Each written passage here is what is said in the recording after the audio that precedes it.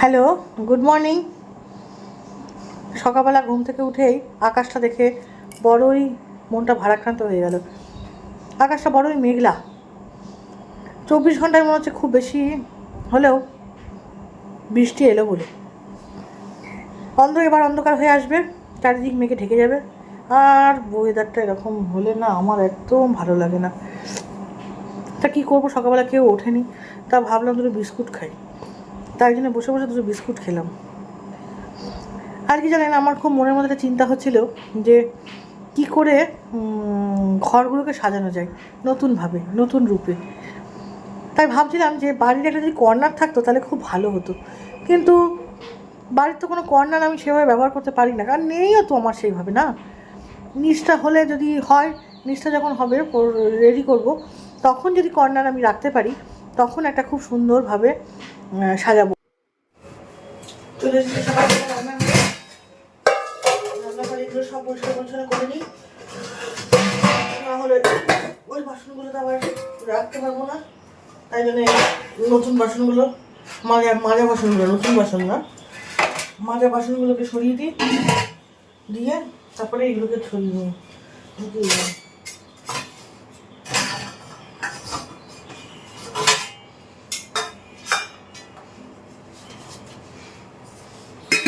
কত বাসন যে থাকে একটা সংসারে, বাপের বাপ। তারপরেও আমরা কিনে যাই বাসন।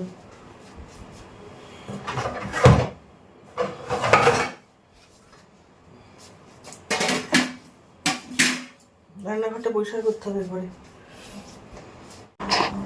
ওই কিছু বাসন বেসিনে ছিল, সেইগুলোকে একটু ধুয়ে নিই, কারণ এই বাসনগুলো আর মাসিকে দেওয়া যায় না, এত ছোটো ছোটো বাসন তো।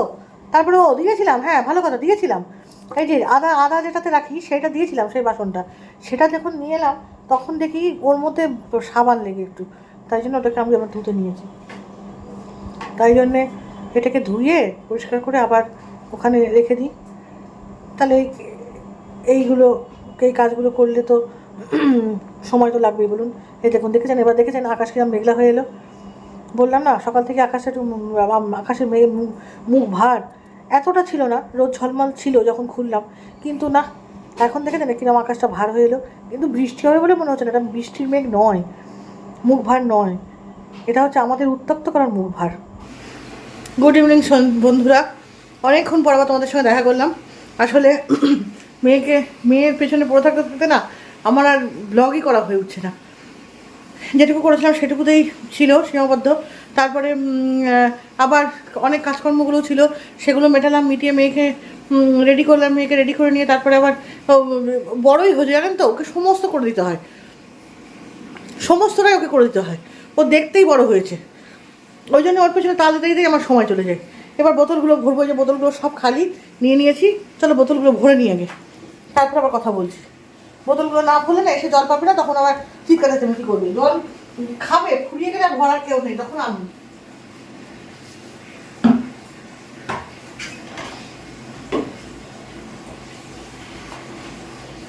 জলগুলো ভরে নিই। অনেকগুলো বোতলই খালি আছে দেখলাম, আমি সকালবেলা 3টে বোতল ভরেছি, এখন আমার দেখি 3টে বোতল খালি। আসলে এ ঘরে ও ঘরে সে ঘরে চতুর্দিকে পড়ে থাকে তো আর দেখা হয়ে ওঠে না। ওদেরকে বাথরুমের কলটাকে বলেছি বারবার যে যখনই টয়লেটে যাবি তখনই ভরে রাখবি, পুরো খালি করে দিয়ে চলে এসছে, একদম খালি, একটু জল নেই। ওর কলটা খুলে দিলাম ভর্তি হওয়ার জন্য। এই 3টে হাতের কাছে করলাম, পেলাম, ভরে রেখে দিলাম।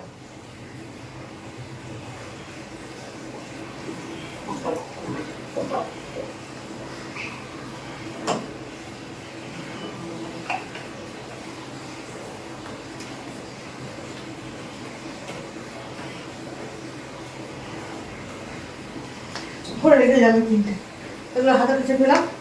চলো আবার দেখি রান্নাঘরে যাই। এই যে জল ভরে গেছে, বন্ধ করে দিই।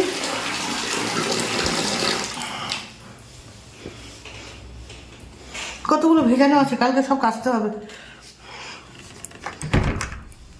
চলো এবার রান্নাঘরের দিকে যাই, দেখি রান্নাঘরে কি আছে না আছে, সব কিছু গুছিয়ে গাছিয়ে রেডি করে রাখি, পরে আমার আর ভালো লাগে না।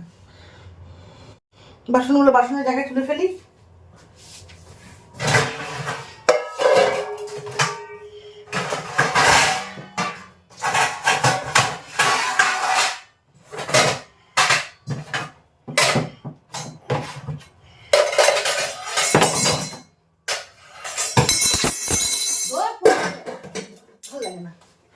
পড়ে পড়েই গেল।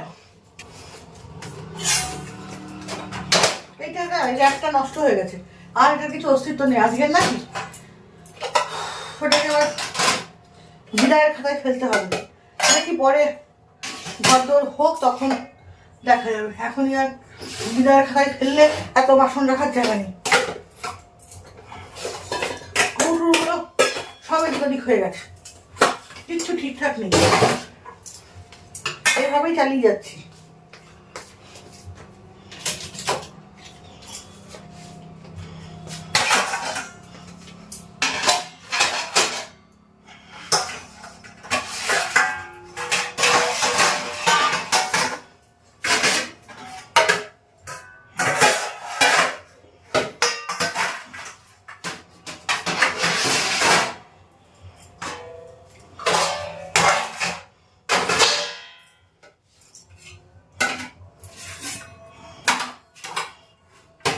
ব্যাস গোছানো হয়ে গেল জায়গাটা। যত গুছিয়ে নেওয়া যায় তত আর কি হালকা হওয়া যায়। মেয়ে গেল পড়তে, কম্পিউটার আছে আবার পরীক্ষা, স্যার ডেকে পাঠিয়েছে, তাই আমি বললাম যে করে যায়। কে ফোন করেছে চলো দেখি। ওই মেয়ের এক বান্ধবীর মা ফোন করেছিল, ঘুরতে ঘুরতে এলাম বাথরুম রান্নাঘর থেকে, তাই একটু দরকার ছিল তাই জন্য ফোন করেছিল। ঠিক আছে চলো এবার দেখি, রান্নাঘরের মধ্যে অর্ধেক কাজ করতে করতে চলে গেলাম। এবার আর কি বাকি আছে দেখে নিই, দেখে নিয়ে সব করে ফেলি কমপ্লিট। ডাল আর মাছের ঝোলটা আছে, এই দুটো থাকলেই হবে। বাঁধাকপি খাবে না দাদা রাত্রে, এটাকে ফ্রিজে তুলে দিই, ব্যাস থাক। দুধ তো থাকবেই, কারণ সুইটি খাবে এখনো।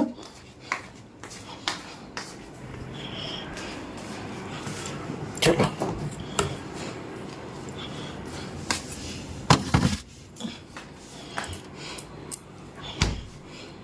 কি জম্বল হয়েছে না, এখন গলা বুক জ্বলে যাচ্ছে। দেখি এটা গ্যাসের ট্যাবলেট খাই। গ্যাসের ট্যাবলেটটা আবার কত দূর আছে দেখি, আদৌ আছে নাকি। থাকার তো কথা, এটা তো নয়।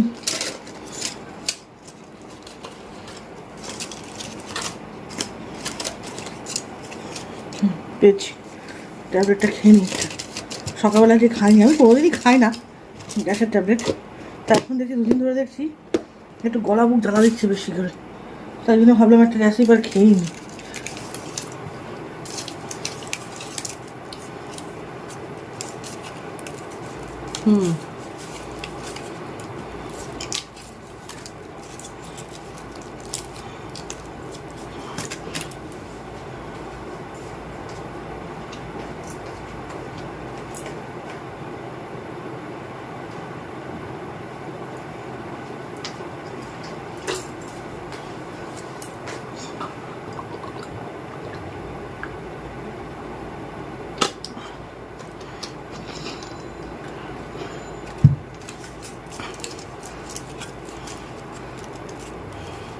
তিনটে আছে, আর কেটে কুটে ঠিক করে রেখে দিই। পাতাটা ঠিক করে রেখে দিলাম কেটে কুটে।